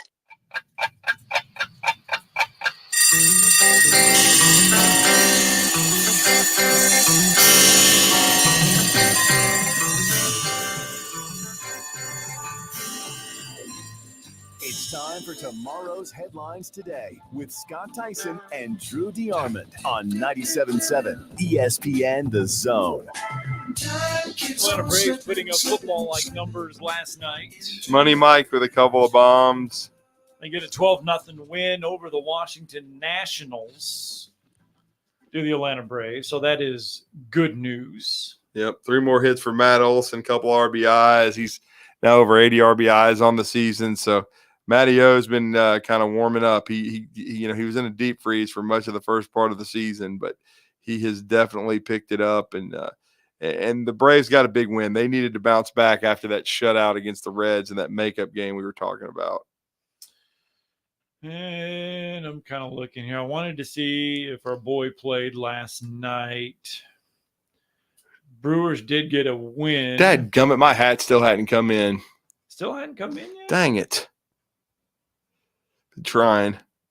No, did not get in last night. So yeah, we're keeping an eye on it. So anyway, Braves, if you look, they did get a dub though over in Frisco. They did 3-2. Braves, in case you are keeping track, they are now even with the Mets for that final wild card spot. Both teams 79 and 66 on the year. As the games dwindle away. So it's coming down between the Braves and the Mets. Hold on to your ass, Fred. The Mets. The Cubs are still hanging in. Oh, they're done. They're 4 games back. 5 games over 500, though. No, they've overachieved this year. Thanks. They have. We're done. We are. We'll have our. Oh crap! Today's Wednesday. It is. We'll have to handle it tomorrow. We had a lot lot going on. Yeah. Team of the week. We'll get to it tomorrow. We're supposed to get to it today. Yeah, our Bryant Bank Team of the Week will be named tomorrow on the show. Yeah. Going to be a great one. Going to be Travis Ryer joining us. We're going to have a great show tomorrow, and we will tune in, please, and join us with Ryan Fowler and Travis Ryer. All right. We'll be back tomorrow, folks. Hey folks, this is Arthur Seaton, managing partner at University Kia, proudly saying Roll Tide and War Eagle.